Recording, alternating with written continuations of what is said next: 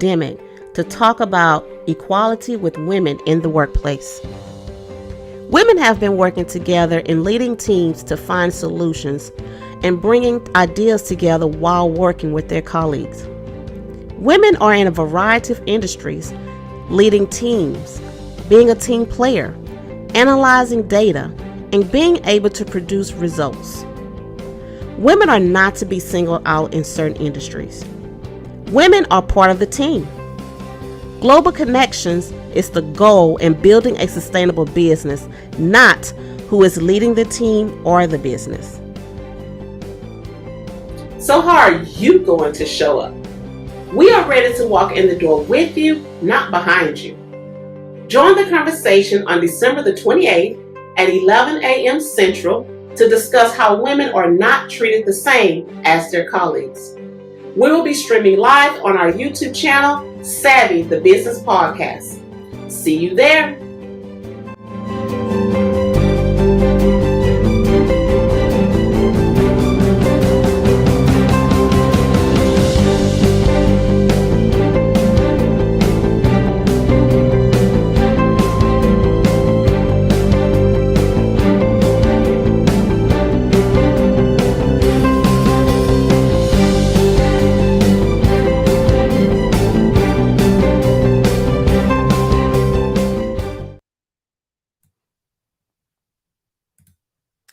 Hello, and welcome to Savvy the Business Podcast, the Decision Makers Panel Discussion.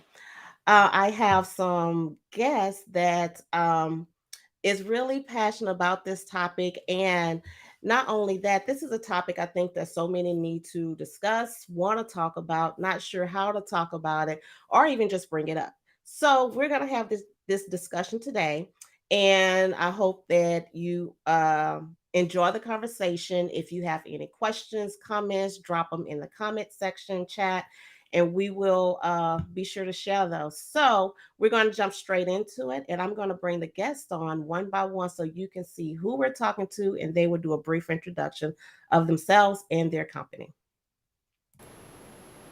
Hello, Cameron. Thanks for jumping on with us today. Hello, thank you for having me. For those who don't know me, I'm Cameron Marie Needham. I am owner of Needham Solutions. It's a full service marketing, design, promotions, and marketing technology company. And we are here in very cold Michigan. Thank you. Jeff Hedgie. Hey, thank you, Melissa. Cameron left warm Arizona to go to Michigan. I'm Jeff Hagee. I'm a success coach. I work with entrepreneurs and athletes. I am in Arizona, and now I'm just grateful to be a part of this panel discussion. Kendra, how are you? We can't see you. There we go. Hi, everybody. My name is Kendra Ward. I'm a life coach and a book coach. And what I do is I teach women how to tell their story, put it in a book, and ultimately create a high-end coaching program from it. And I'm Thank from you. South, I live in South Florida, but from Philadelphia. Chip Baker. Hello, my name is Chip Baker, and I am the creator of Chip Baker, The Success Chronicles, a YouTube channel and podcast where I interview people from all walks of life and share their stories for positive inspiration and motivation. I'm also an author, and I've been in education. This is my 23rd year. So thanks for the opportunity to be here with you guys today. Looking forward to it. Thank you so much. So let's just jump, straight into it. I reached out to each one of you to be a part of this panel because I know you have something individually to bring to the table and various experiences. So right now we are, um, on this discussion to talk about those issues. And right now, with everything that's going on in the world, this is not a new conversation. It's just a huge spotlight on what's happening in the world today. So um, let's first start talking about what are your individual experiences on this topic and with everything that's going on in the world. Let's start with you, Kendra. Um, The topic of the C-suite woman. So I've been an entrepreneur predominantly my entire life. So I have not really dwelled in the corporate sector much of my career. But what I can say, even in the entrepreneur platform, I believe that women are really stepping forward now, stepping ahead. Now, I know there was a time where we were, in my opinion, in my cohort's opinion, we were looked at as beneath a little bit, like we had to be home with the children and we couldn't do all things. I'm still not a firm believer in doing all things because I believe we do have to have some form of balance, but I do believe that we are capable of handling our business, working our jobs and taking care of the home and everything else. So that's my take on it. Chip. Um, I, my take on it is very near and dear to my heart, and the reason why is I was raised with a single parent mother, and I'm a fourth generation educator. So my mother was an educator, and I was raised in the church as well. So my family's educators and church folk. That's with no S. So down south, when you say focus for real, like we be in church a lot, right? And all I know is I watched her give service and help others, and so I saw firsthand how she worked hard, gave service, was highly educated, and still did not get opportunities that she deserved based on her value.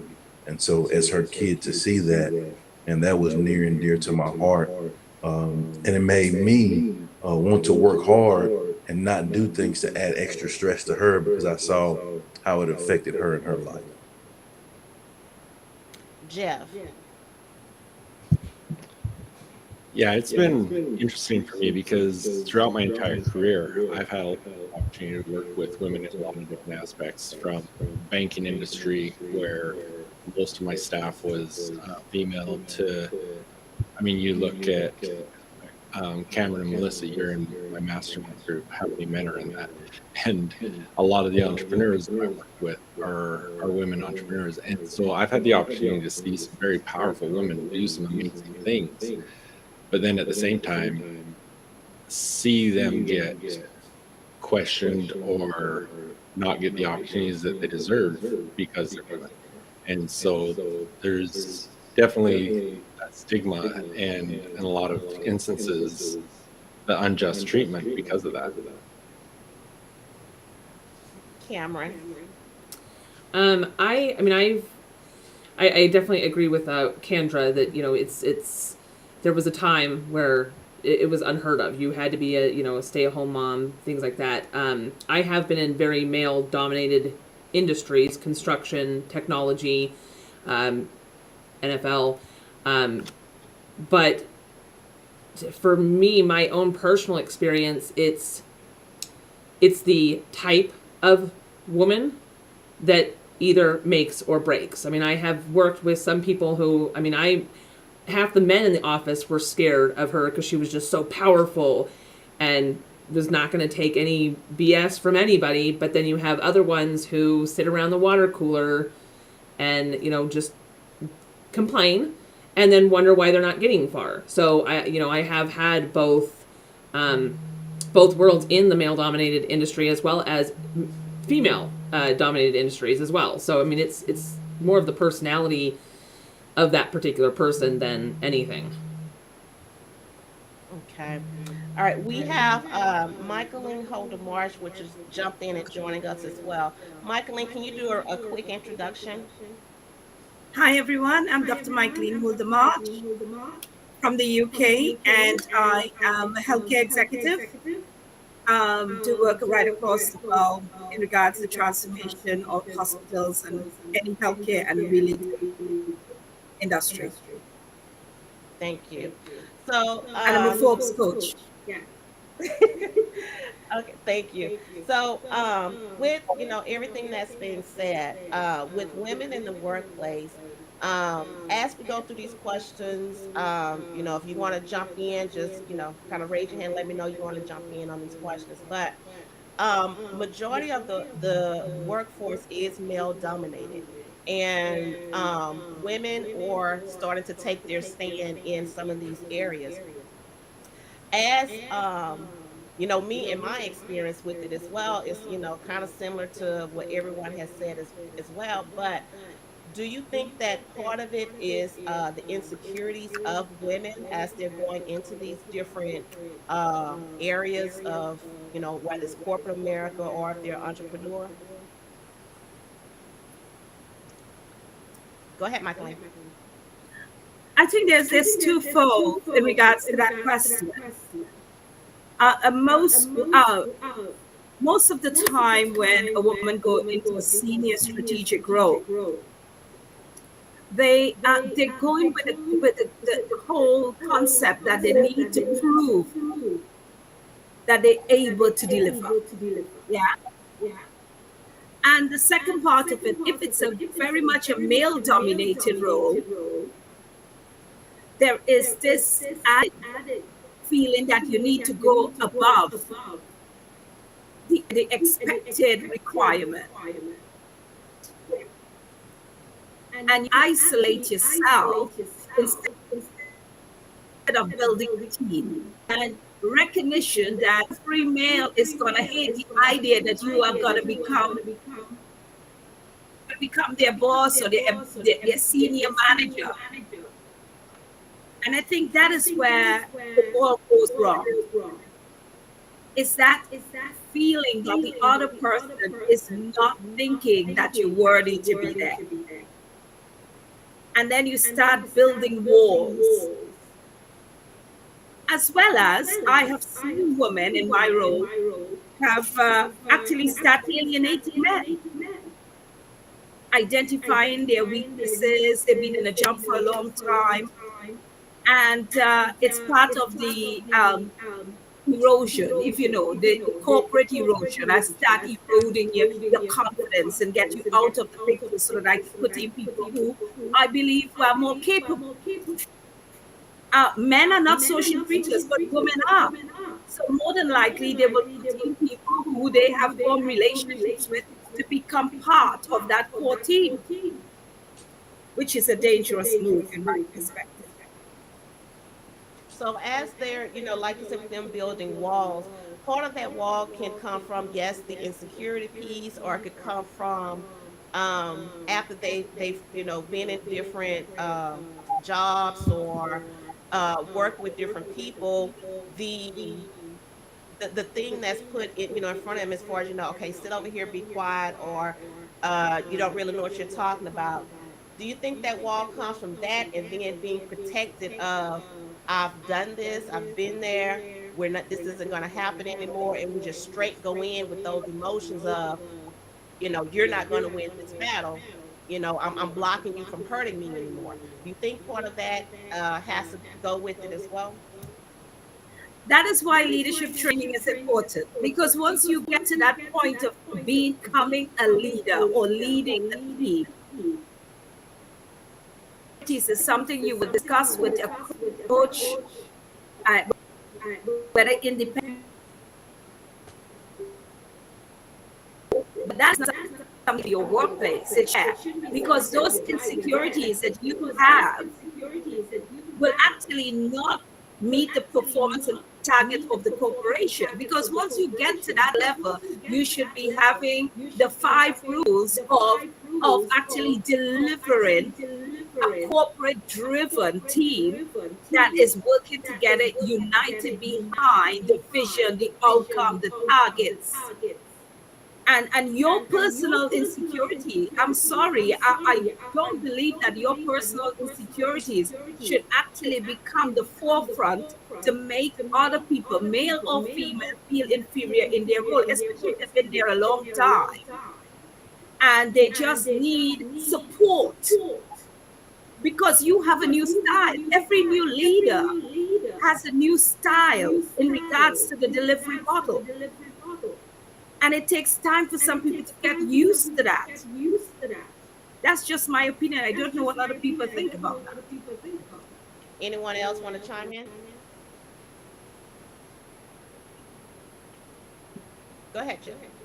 Just kind of piggybacking off of what Doc was saying, I just think that's why, as a leader, male or female, that's why the awareness piece is so crucial. It's important to be aware of how you operate. It's important to be aware of your surroundings. It's important to be aware of, how the people that you work with operate and what their whys are. Like, why are you doing what you do? Why are you here? Like, what is your why? And that's why it's important to have that awareness piece. And then from that, it allows you to build those relationships and have those hot conversations that are needed, honest, open, and transparent conversations that allow you and the organization to have that continued growth that you need. So I think for me, just kind of piggybacking off of, what she was saying, is just, I think the awareness piece is so crucial. And I saw that from my mother. I saw how she was aware, there were some things where she would watch just to see, how, okay, what's the game here? How we operate. Oh, I can play the game. I know what to do. I'm qualified. I've prepared myself. And so I've seen some of those things as well. Anyone else? Go ahead, jump in. I think one of the things that's important to add into both of those is the communication aspect of it, because especially if you're coming in as a new leader, everything you do is going to get questioned. And what's the motive behind it? What's happening, and why are these changes happening, or whatever it might be. And that's why I think open communication really lets them understand your intent and your purpose behind what those decisions are being made for. Yeah, that's very important, the communication piece. And I think part of that is people not wanting to hear the truth about that part of those conversations. And it goes back to the leadership training, to where those leaders have to be, that's so important that the leaders get some that training, and that, keep it up, make them go through a training every 6 months or every year, just to be sure that they're, in that place. And if something happened, that they understand how to handle certain things. Because if someone that's in a lower level comes to you with something, male or female, you have to be able to handle whatever that is, whether it's something you wanted to hear or not. Or it could even be that, the way that you're treating people, and you're just not aware of that, you're coming across in a certain way. So that leadership training and communicating within any organization, whether it's, you're an entrepreneur, you're collaborating, you're in a professional career, that is so important. So for these organizations that's really not taking these leaders through training, and the leaders that just, don't think that they need it, what is some top 5 tips that you would share with someone that's probably having this issue with their superior or a colleague? What are some tips that you would share on how they can maneuver through that? I would Sorry. say be open and honest, but you also need to know when enough is enough. Overly communicating, like, you need to know the difference between a personal friendship relationship and a workplace relationship. There is a two. They're totally different, and you need to know when that is enough. Don't sit on your couch crying and spilling, your whole life story to your superiors or your colleagues, whatever. It's too much, but you still want to have that open, friendly relationship, but there's a line that's too far. Go ahead, Michaeline, you want to jump in? I just wanted to, well, it actually could contribute to the 5 tips, but there's something called an emotional noose. So if a female come to a senior manager, and they're tearful and they're emotionally drawn, and you feel that empathy for them. But not all men who are going through personal struggles or even work struggles will present in that way. So this thing about quantifying it and balancing on the scale that the female has in the workplace needs is quite different to the male who may come to you and say, you know, I need some time off. There are some issues I need to deal with. Whilst you may have a female who will come to you and go, I need some time off because I'm going through a personal difficult time, and start crying and going through the emotions and all of that. With one party, you say, no, you can't have time off. Or if you're going to have time off, take it all out of your special leave. And the other, you're like, okay, I understand. You can take that. Is an emotional noose that has to be cut by female managers and also by male managers and leaders to recognize and treat each person on an individual basis. Don't expect everyone to wear that emotional face, that emotional persona. And it means to say that you can quantify that male feel less in the context of their own personal issues that they are going through in the workplace. We have to be that the male in the workplace goes through so much financial, all sorts, stress, all sorts of issues coming to work, and also need that additional support because he's not going to come for it. As I talked before about the social aspect of us as females, we meet each other suddenly in a bar. We can be friends like we met each other for years. For men, it takes time to build that type of network and relationship. And even in the workplace, they talk, they chat, but they don't really share what's going on in their lives. So therefore, as managers and leaders, I implore you to please treat your male employees as if they are any other employee. And when they come to you with an issue, not take it as superficial or that he's a male and he can cope with it. Please, you know, I want people to change, reconfigure your whole thinking in regards to management. That goes back to also mental health, that so many don't take it as serious. You know, most people have this mindset of mental health has to be something that you can visually see and not understand that it's not always visual. And when someone is in that state and they may need to, you know, take that time off for, you know, whatever the situation may be, and it's not always having to do with that job, it's things that they go through in their personal life that they just need a moment to regroup and kind of, you know, get things to where they need to be. So I think a lot of corporations don't recognize that as a problem as well. Any thoughts on that? I completely agree with that. I mean, there's no, yeah, they ask you, you know, do you have any of these, when you fill out an application or anything, do you have any of these, you know, issues, mental health issues, anything? And nobody really wants to say yes because they're going to be seen as weak. And if I'm not, you know, in a corner crying, then nothing's wrong with me and I should just handle it. Well, I'm not going to just blurt out what's going on. I mean, I've been fired plenty of times for my own mental health issues, and I can't say, you know, I do now. The last few years, I wouldn't be where I am today without my I like to say ailment, but it's, you know, it doesn't define me. But a few years ago, never in a million years would I ever be like, oh yeah, you know, I'm just having another bipolar day. Would not been able to have ever said that. And I do think there are still corporations and organizations out there who just don't get it. If you're not crying, then you're fine. Suck it up, buttercup, and get back to work. So exactly that. You're not crying and you're not swinging that emotional noose. So yeah, you're fine. Yep.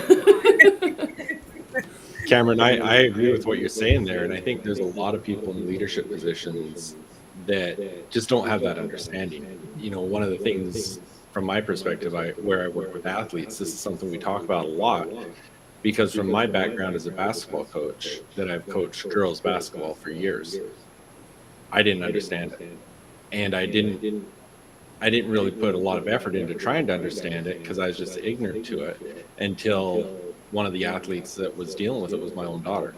And it was a situation where, you know, in my mind, it's like, suck it up, get on the line, let's run. And there's a lot of people, whether it's athletic coaches or leadership of any way, just don't have that understanding and know how to deal with that. Chip, you're a coach as well. What are your thoughts on that and some of the things that you come across? I love the suck it up, buttercup. I love that piece. But no, I think I go back to the awareness. I think to be great at anything, you have to have awareness and you have to be willing to put in the work, because what works for Jeff may not work for Doc. What works for Melissa may not work for Cameron. And so my job as a leader, as a coach, my job is to take the time and learn what works for each of those individuals, right? And when I do that as a leader, they see, not by what I say, but by my actions, that, hey, he's putting in the work to learn me and know me. Like, it means something to him that I'm here, right? And in turn, I will receive that same effort from them because I put that effort in for them. And it goes back to the awareness piece. And so, like, I rock with effort all day. And so if you're giving effort, I don't care who you are, let's go to work, right? And I think for me, that's the component that is super important. And it's a continual. The beauty of that is it's continuous growth, right? Like I'm up for the challenge for continuous growth each day, because I know on the other side of that, I will be better. And I will be better to serve and help the people that I serve and help, because I'm working hard to be the best version of myself. Wow. Kendra, any thoughts? Yeah, I was going to say a lot of times people are suffering with trauma, and it may not necessarily, some people may categorize it as mental health, but it may not necessarily be an actual diagnosed issue. But a lot of people are dealing with trauma, and it may not be something that's long lasting, but it could be for that specific season. And they're judged for how they may be behaving, and they're trying to hold it in, and the suck it up buttercup thing. And sometimes, you can stress yourself out so much because you're trying to get healed from this trauma, and you're trying to perform on your job or as an entrepreneur, wherever you are, and it takes a toll on you. And then it turns to looking like it's a mental health issue, and now there's a problem with you. When there's a difference between empathy and what's the other word I'm looking for? I'm sorry. Empathy and my brain just freeze. But some people don't have the compassion. It's like, just get to it. And they don't take the time to say, well, and I'm not saying you have to baby them, because we're all adults, and you have to get to your job. But you have to have some emotional intelligence. You have to understand that people do go through things. And I'm not saying I'm going to baby you and give you a popsicle and a lollipop. But at the same token, we're all human and we go through things. So just take the time out to pull me aside and have some understanding. Is this something that we can fix immediately, or is this something that you may need to get some counseling for? You know what I mean? And that will help better performance with your workers. I think too, Kendra, on that, man, I love your response on that, because I'm all about that, and that's how I strive to live.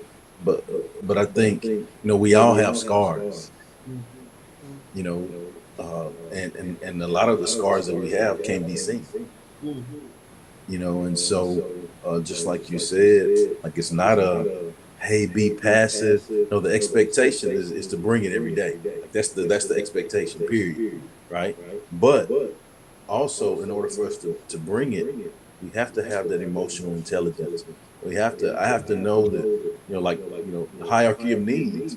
Like, you see, I have I eaten? I'm not, I got to do, I'll make sure I'm good. Are you good? Make sure we're good first before we move to the next levels. Yeah. Go ahead. There's just one part of that is missing, is that corporations need to put in the right policies in their HR department. because not in depending on the leadership role, it'd be very difficult for you to know each and every person, personal and also professional issues.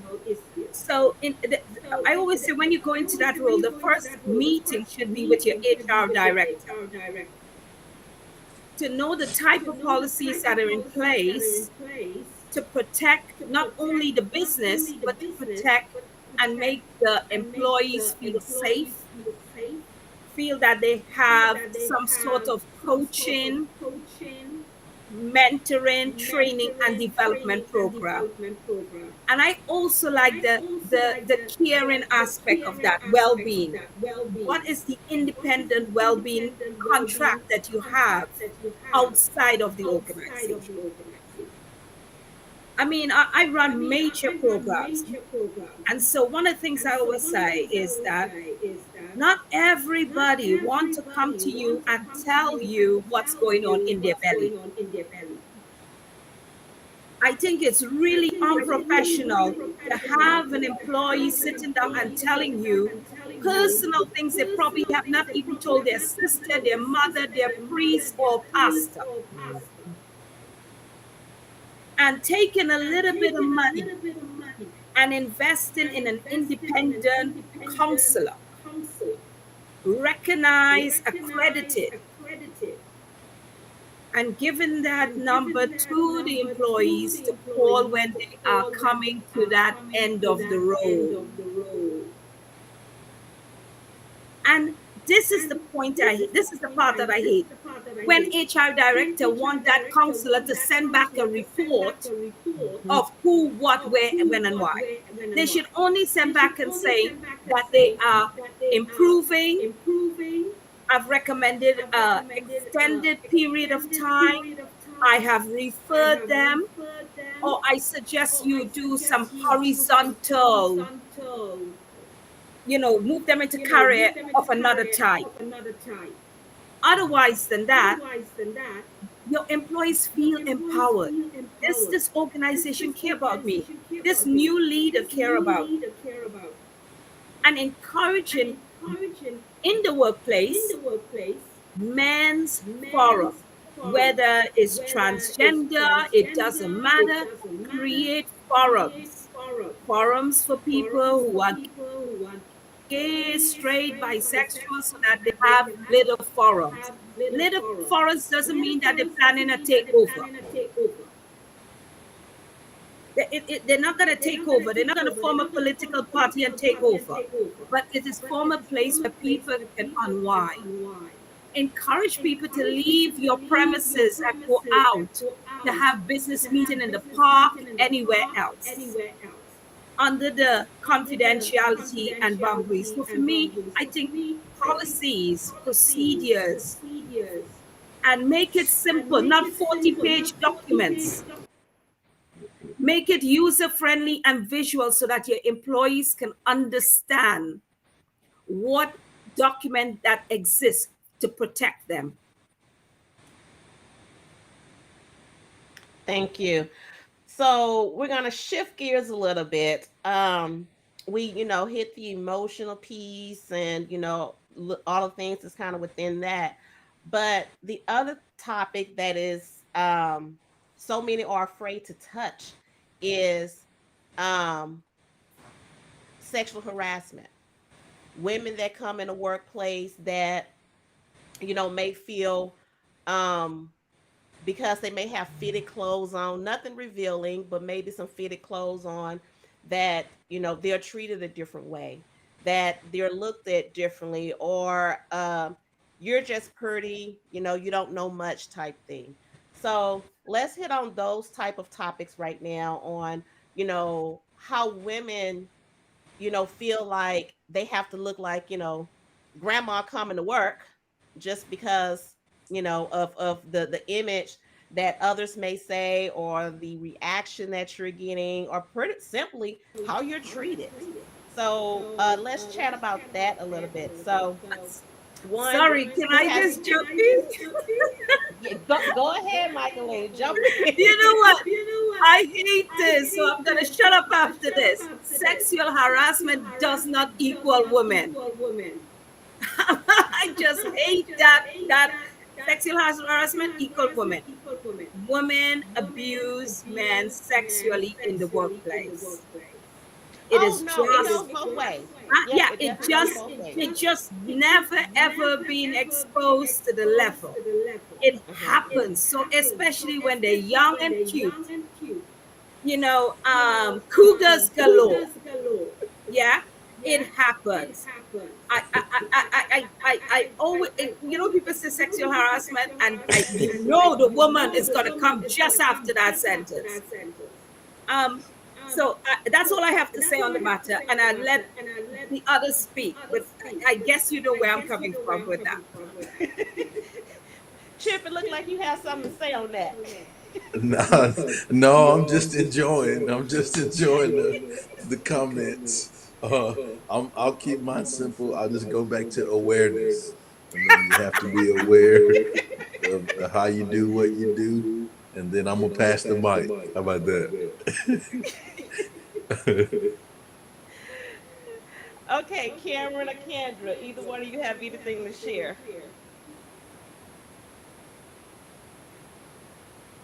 Yeah, Okay.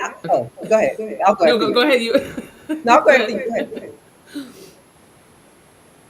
Cameron? Okay. Okay. I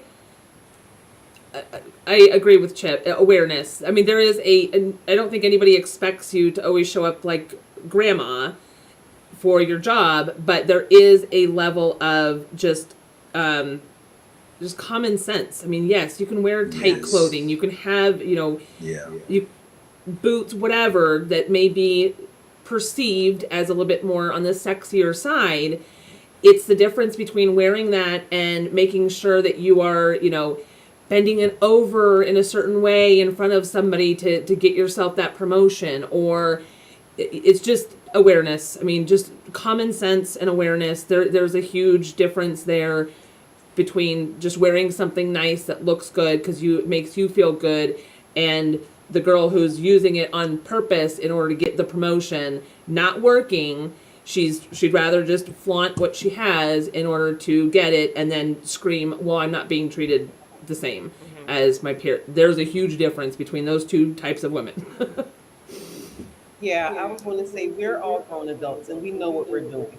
You know what you're doing when you leave the house. You've looked in the mirror before you left the house. You know what gets attention. You know what doesn't get attention. So it's no in between. It's black or white. It's hot or cold. You know what's going to grab someone's eye. You know what comments you're going to get. It actually makes you feel good, so you want more of it. It's like an adrenaline rush. And you know that it can probably get you to a higher. You know what I mean? And yes, we're not in denial. We know that beauty works. We understand that even with social media, beautiful women, handsome men, we know that a lot of times they do get the forefront. It's just a natural thing within us that our eyes gravitate to beauty first.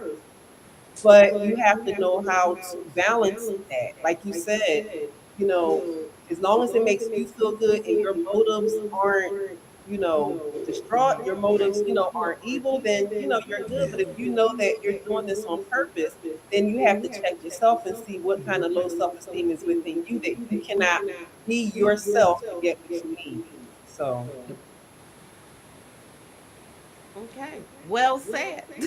That was quick and short on that one. But now with equality, I think the realization that a lot of women use, they want to look at, because it's in the spotlight right now, they want to throw that up all the time, and have their poster boards waving that sign.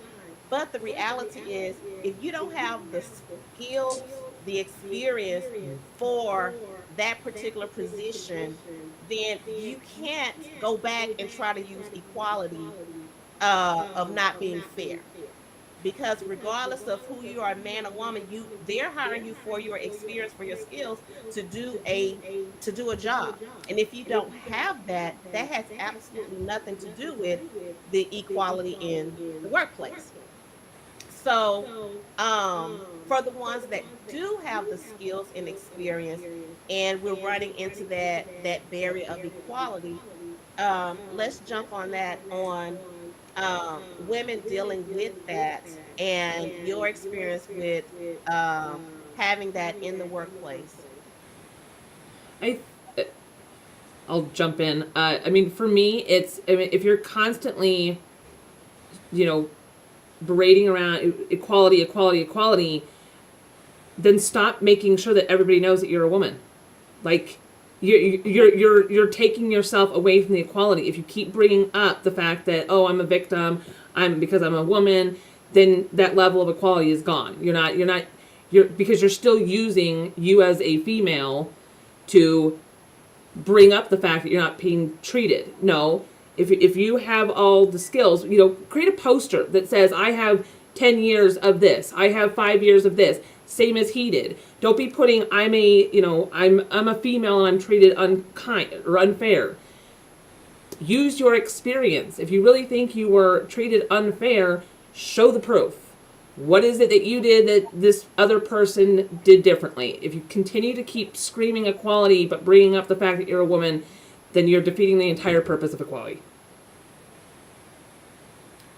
Jeff, you've worked with you've had staffs of women. How often have you experienced those type of mindsets with your staff? It's I would like to say that I haven't seen it, but I have. I've seen women that have had just as good or better qualifications, but because they're a woman, they don't get the opportunity. And I'm with Cameron. It's let's see what you can do. The proofs in the pudding. Get out there and do your thing. But that doesn't take away from the fact that sometimes it still happens. And so I think there is that unfairness there, but the solution to it, I don't know, but it is the fact that when they get the opportunity and they can show what they're doing and what they're capable of, that's the end story in my mind. I've got a client right now that is in a very male-dominated industry, and it's been really cool to watch over the last couple of years as she's kind of risen within the industry as a leader, and as someone that does something different, as someone that's kind of on the leading edge of what she does, and she's making a change. And she's changing a lot of things within the industry. It's not the old boys club as much anymore. But that's not to say that it's not out there. So do I know the exact answer how to overcome it? Absolutely not. But I think with staff or clients that I've worked with, it's when they've been able to say, I don't care what you think. Here's what I'm capable of. Here's what I can do. They can prove themselves. And that's when you can see, oh, actually, yeah, even in my own example, I didn't look at it this way, but when I started one of my companies, like a lot of entrepreneurs, I did everything myself. I didn't want to hand off jobs, but I got to the point where I had to do some delegation, and I didn't want to because I knew no one else could do as good of a job as I did.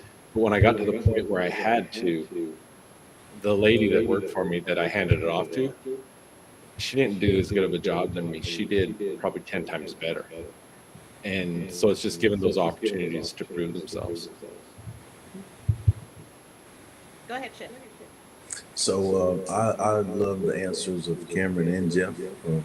I like those. I agree with them as well. I'm just speaking from the perspective of seeing my mother. I may just be biased because it was my mother, but I thought that she was well qualified. For any opportunity, like anything that anybody else can do, I know without a shadow of a doubt that lady can do it 10 times better in her sleep. And so for me, I saw that by how she operated on a daily basis, and it wasn't like she never went around and said, "Well, I can do this." Son, you see how these people are it was none of that. It was just do the work, just do my business, go to work and grind and take care of business. And so with ladies or people that's in those situations, because you can apply that to any situation, right? Minority, lady, You still have to realize that you do have value, right? Like you have lots of value. And sometimes you may just need to put yourself in a different environment so that, those people see how valuable you are. And that's what my mother did. She applied for principal positions in the district where we grew up, was never given the opportunity, but she had master's degree. She had, leadership certificates. She had all the stuff that she needed to have. And so she ended up getting a job in a different district as a district administrator, which was way higher than what she was striving for in our district. And so then now they saw, well, yeah, I see she's qualified. So sometimes you may just have to put yourself in a different environment. You have that choice. Realize that you have the choice to put yourself in a situation to make yourself happy. Like if it's a situation that you're not happy with, hey, you have value. Somebody else will value what you do. Anyone else want to jump in? Okay. Well, Jeff, you do a lot. Most of your coaching sessions is surrounding around mindset. So I would like for you to share something on mindset and how to shift that mentality, especially if you've already built up a wall. One of the things that I see a lot is people dealing with their own limiting beliefs of things they've dealt with, and especially women that I work with. One specifically I can think of is she's running a very successful company, but she's got some limiting beliefs that stem back from things her father and her brother have told her why she's going to fail as an entrepreneur. And a lot of that is, one of the things I like to do with clients is we're always setting goals, but how often do you really take a look at previous goals and realize that, what I'm living today is a goal I had a year ago. We usually, as we continue to work on things, we hit milestones, we set new goals, and we just keep pushing forward, but we don't take the time to look back and say, you know what, this thing that's just normal to me today was a dream a while ago, and I've achieved that. And look what I'm capable of doing. And I think showing some of the gratitude towards what you have done and the successes you've had help you to build up that confidence, help you to overcome those limiting beliefs and create a mindset that allows you to have more of a self-belief and more of a positive mindset. Can I jump in on that one, please? Because this is my thing right here. Sir. Yes, and I'm gonna apologize to you guys because I might get a little bit excited because I'm all about the right mindset, man. You'll see, like, my thing is go get it. Like I believe that no significant success is gonna come to you. You have to go make it happen, right? You have to go get it. Mm-hmm. And so when you're looking at mindset, there's 3 components. I'm an acronym guy, so I'll give you an acronym for mindset, and it's LPO. And just like Jeff said, the L is limits. And if you limit yourself, guess what? You limit yourself.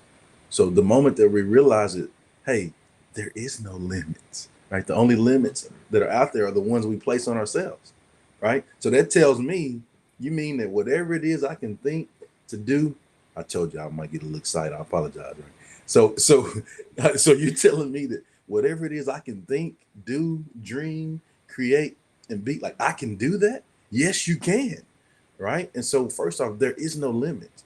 The P is possibilities. The possibilities are possible. Regardless of your background, regardless of the scars you may have, regardless of the inequalities, whatever, like, the possibilities are possible. You just have to believe that. And then the O is opportunities. Opportunities bring opportunities. And so every moment that you go and show by your actions each day that you are with it, that you are bringing it, that you are doing things the right way, people want those kind of people on their teams, right? And I can't tell you how many times, like, every job that I have has not been because I'm the best qualified. Every job that I've had has not been because, like, I'm just so exceptional, right? It's been because other people believed in me because they've seen me have a good attitude, give my all, take care of business, and every opportunity that I have. Like, that guy's consistent. I know what he's going to bring to the table, right? And so I've gotten opportunities from that. So when you're looking at mindset, for me, it boils down to limits, possibilities, and opportunities. Anyone else want to jump in? I I think they nailed it. I Nailed really it. like that.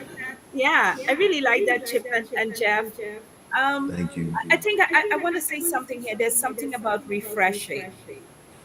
It's so important that you have your company, or you might be an employee, you know, and what happens is that you reach a point where you need to refresh. You need to say, right, self-reflect. I've met my target. What do I do next? And I'll be honest with you, it is the most difficult thing to open your beautiful box and say, hey, I want you to come in with a fresh eye and tell me what you see in this box. Yeah. And Melissa can tell you, I've already booked and paid for two of us to have a session. I don't know if I'll be able to take it. I might be very annoyed if she come up with something that is not savvy for me, or do you think I need to cut something? But it is important because you can think, okay, I'm doing this, I'm doing it really well, but you need to have that refreshment. I tell people all the time, you have to refresh. Just get someone who you think is capable, competent, and experienced, who understand. They don't have to understand whole, because I'm in healthcare. Melissa is not. But her experience, I want to take that into another part as I going to carry my company now to a more international clientele. I'm doing Japan, I'm doing Saudi Arabia, Rwanda. I've got Cameroon came on the desk today, and I need to bring that into a holistic, sort of easy to manage. And so therefore I need help. I need to be able to say, okay, this is what I have. And sometimes we become so caught up in what we do that we don't want others to know what we're doing, because we don't want them to steal the idea. But competitors are one of our biggest area of growth, you know. And if you have a good product, you can't really take your idea because you have your network. So for me, it's two things: refresh, always re-examine your network, your current network, anything that's in it that not should be there, any that shouldn't be there, and they're just hanging on, release. Venture into new waters. It is important for growth. I look at my network on LinkedIn. I've got so many. I've never heard from this person in over 5 years. What are they doing there? What, just to say I have the numbers? You know, what is their position? Who else can I contact that they may be able to help me? I'm on LinkedIn, I'm paying money, I'm paying premium rates. It should be able to return some profit to me. So it's about the mindset, willing to refresh, willing to re-examine the fruit of your business and your own competence to deliver. Wow. Anyone else want to jump in before we go move on to the next thing? Yeah, it's funny because I'm piggybacking off the doctor, because I was getting ready to say something similar. Um, I think our mindset sometimes leaves our positive mindset, which should be sustainable, but it leaves sometimes because we operate in who we were or who we used to be. Like sometimes we don't even realize that ship has sailed, and God is bringing us to another level in our life and our business, but we're still trying to operate in our comfort zone. So the mindset that we had there is becoming stale and obsolete, and we can't seem to move forward because we have not seen, not seen, but we have not acknowledged, right, this new position that we're given. So then the mindset that we had starts to become stale, and now we can't move on to where we need to be and have the mindset that we need to have, because we're so busy being happy over here. This work, but now it's time for you to up level. So I know I kind of sounded jumbled, but I kind of wanted to piggyback off of all three of you, because it's so important. I could just go off of what I experienced in my life. I was stuck in a state where that worked before, and I kept reaching back to what worked, but it was time for a new level in my life. So my mindset got stale. The positivity that I had, the belief system that I had, the go get them that I had, everybody came to me for that. And I started to kind of go downhill with that. And I'm like, what's happening? It's because I did not shift or transition into this newness that was set up for me. So now I see things in a different light. So now my mindset has just, blossomed where it has never blossomed before. That's a really good point, because I work with a lot of people that I use an assessment to help identify some different mindsets. And, someone with a closed mindset, they don't know that because they feel like they've got an open mindset. And until they can work with someone and say, oh, this is where I am on the spectrum, they don't know any different. And so they can't change it. And Kendra too, when you've lived a life, will you grow through that experience, not go through, will you grow through that experience like you talked about, you understand that it's important to always put yourself in a situation to where you're comfortable with being uncomfortable. Yes. Come on. Right. And so like it puts you in a situation to where you feel that, oh, I'm stagnant, or like in weight training. Like if I'm weight training every day and I'm not sore, I'm not getting better. Right. And so in our day-to-day life, like it has to be some challenge. It has to be some, ooh, this was difficult, because on the other side of that challenge, on the other side of that difficult is my maximum growth. So, hey, come on, let's go. Come on, challenges. Let's go. Where you at? I'm gonna hit you in the mouth. Challenge, come on. Well, and that's a good, I really liked what you said, because just to kind of go back to what I was saying about like me being bipolar, and I wouldn't be where I am today if I didn't accept it. I would have been living in a stale world of suck it up, buttercup, no matter what. And now, and you can ask Melissa and Jeff, I intentionally find a wrench to throw into the mix just to mess everything up, so that I stay fresh and I stay out of the staleness, and I embrace my mental health issue. And it's brought me to the success I have now. So it's just a constant uncomfortable, but it helps you grow. Absolutely. All of those and I'm writing down all of these highlights, the gems that y'all are dropping right now. But everything that everyone's saying is so true. And I think one thing that Cameron and I have found is we bounce off of each other. And sometimes we'll text each other like, hey, I need to vent, what you're doing. And then we'll just call each other. We just kind of just, let it rip. So I think that's another, avenue that can benefit someone, is having somebody that you can just let it all out, no judgment type thing, to help go through those things. And sometimes you just need that point to just spill it all out. And now with that being said, I'm gonna go back to you, Chip. I know that you have your podcast, Success Chronicles, and when I think of chronicles, I think of chapters and volumes. So how would you say someone can start building their own chapter or their volume? Just take one step today.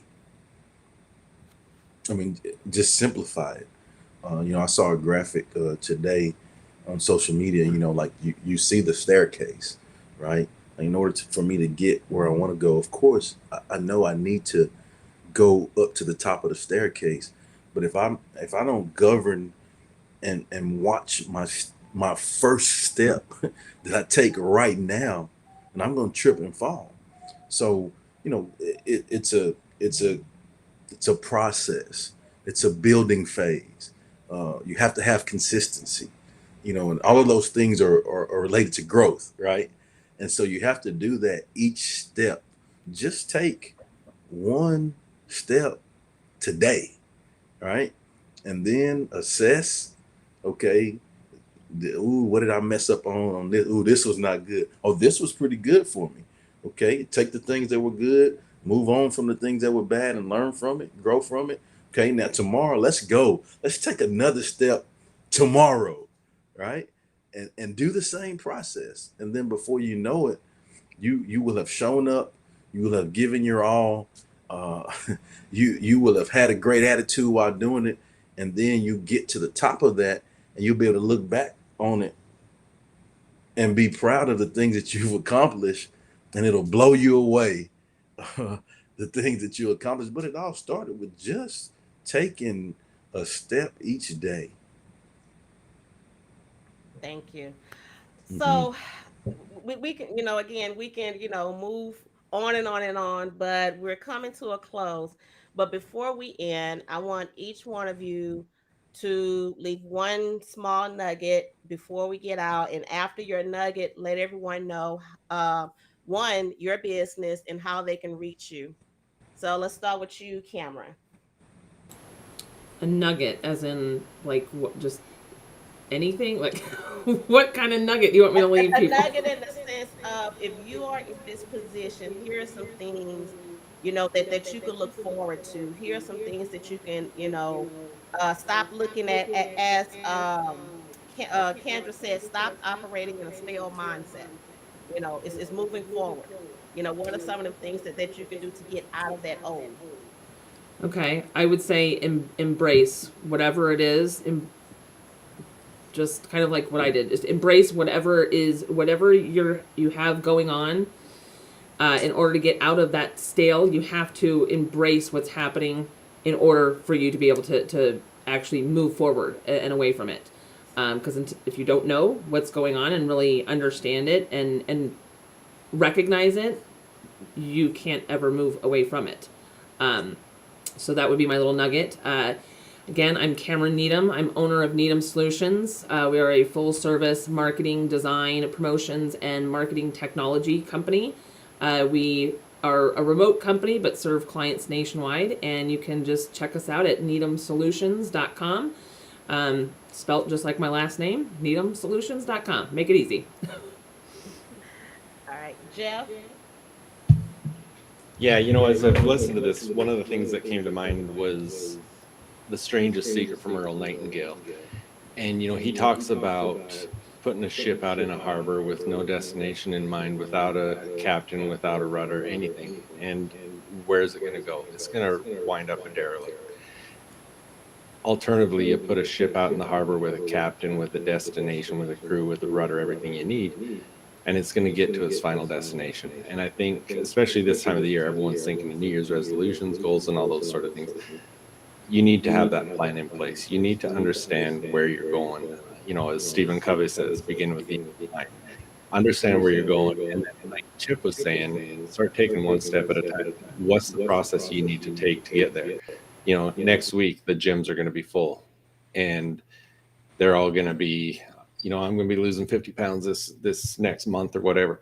Well, no, look at the process, set your goals around the process. Where your end goal is, but you know what, my goal this week is to get to the gym 3 times, and set your goals around that process so that you can get there one step at a time. And then, like Chip says, you look back and think, dang, I did it. And so just put the process in place, know where you're going, and put a plan together so you can get there. My name's Jeff Hagee. I'm a success coach. I work with entrepreneurs, athletes, other high achievers. On Instagram, you can find me at Jeff Hagee Coaching. Couple programs. The Confident Athlete program is jeffhagee.com/confidentathlete. And my High Achievers program is mindset.jeffhagee.com. Thanks for having me here today. Thank you. Michaeline. Hi. I think one of the things that I would like to say is that it's important to pass, or at least hold out a baton to someone, looking at what Chip said, to come up the stairs.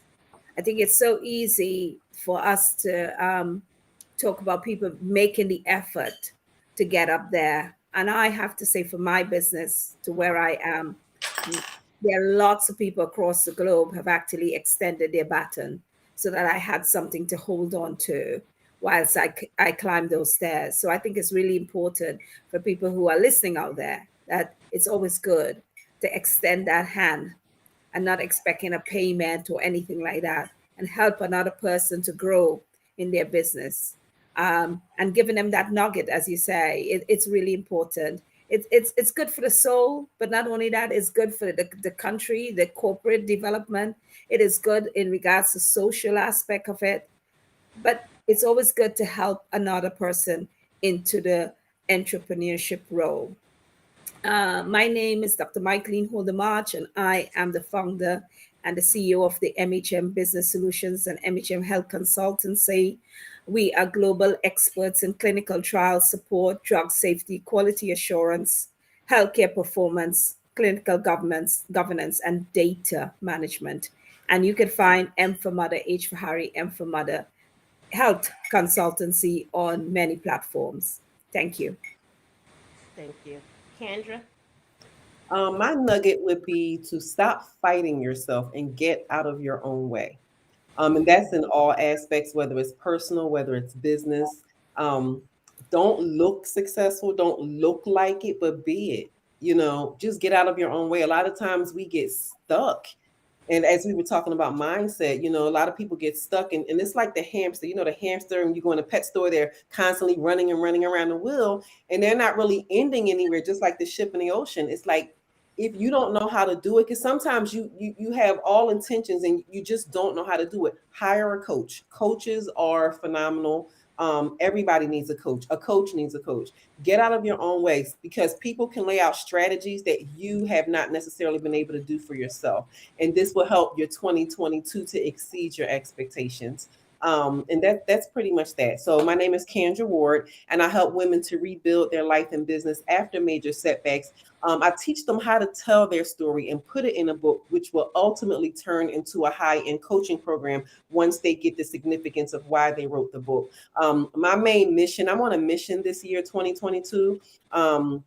I'm on a mission and a goal to reach hundreds of women, to help them to tell their story. A lot of women are suffering in silence, and not just about domestic abuse, about anything, about, as we talked about today, about, performance in the work field, trying to be good mothers, just trying to be good women and good citizens. So I'm really helping hundreds of women to write their books and teach others how to do what they do, like to get their experiences and their expertises out there into high-end coaching programs. So you can reach me on Instagram at Kendra Ward. I'm just now coming onto LinkedIn a little more full time, but I'm on Facebook and Instagram. So I'm Kendra Ward across the board. Kendra, you didn't mention your book. What's the title of your book, and where can they So I'm an author of 19 books. So I have 10 published books, and the rest are ebooks. I have the latest book. I don't have it with me, but I don't have the actual physical copy, but my latest book is called Rise, Reposition, and Rebuild. And the subtitle is It's Not Too Late. And this is geared towards women who think it's too late. I just saw, and really quickly, I just saw an Instagram post from someone. It was a reel, and she said she had her first baby at 40. She started her business at 46, got divorced at 48, and had her first $1 million at 49.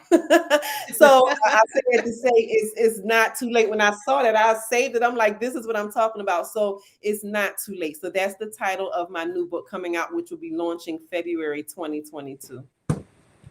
All right, Chip. All right. Well, first, I just want to say thanks again so much, Melissa, for allowing me to be a part of this amazing panel. I feel like I've learned so much today and gotten better. So thank you guys for that. What I would like to leave the audience with, the nugget, is take the proper action. Whatever it is you're striving to have growth in, have the awareness and take the proper action to get where you want to get. And so I have to give you an acronym for that. And I call it the SHG principle. And this is like, I'm not just saying, hey guys, try this. No, this is what I do in my life on a day-to-day basis to hold myself accountable, to make sure I'm taking the proper actions each day. And the S is show up. So whatever situation you're in, if you tell someone you're going to do something, you show up, be on point, be early, be ready to go. All right. The H is have a great attitude. And for me, gratitude is the attitude that determines our altitude. Hold on, I'm gonna give you that one again. Hold on. Gratitude is the attitude that determines our altitude, and it's important for us to be grateful for what we do have and know and work with what we do have, which will allow us to do bigger and better things. And then the G is give your all. Whatever percentage in the tank you have to give today in this moment, give that, because what that'll allow you to do is, like we talked about earlier, is take those steps, to stack your effort, to stack your steps. And eventually, when you show up, have a great attitude, and give your all today, that makes for a great day for you, right? You reflect, do the same thing tomorrow, and makes for another great day. And you continue to stack those days, a great week, a great month, great years in your life. And what will happen is, and my hope is that what will happen is when I get to go visit the big man, I will be able to look back on the life that I live by SHG and every day, and not just know that I've left a legacy, but it will allow you to live a legacy by your day-to-day actions. And it just started with you showing up, having a great attitude, and giving your all in each moment of each day. And that's how you do that. And so for me, again, I'm Chip Baker, The Success Chronicles. All of my social media is at Chip Baker TSC, as in The Success Chronicles, except for Twitter, and that's Chip Baker 19. So again, I just want to say thanks so much for the opportunity. Had a blast. Go get it. Now we got to shout out your book as well, your recently released book. Yes. So my most recent book is The Impact of Influence. This is my 7th book, and it's a compilation book of, just men from all walks of life sharing their stories about something or someone that has impacted them in their life, the lessons that they've learned, and then how they're using those lessons to make a positive impact on our world. And so that's The Impact of Influence, Volume 2. Thank you so much. Thank you, everyone, for jumping on this panel, sharing throughout this panel discussion. Thank you so much. And thank you for jumping on and watching.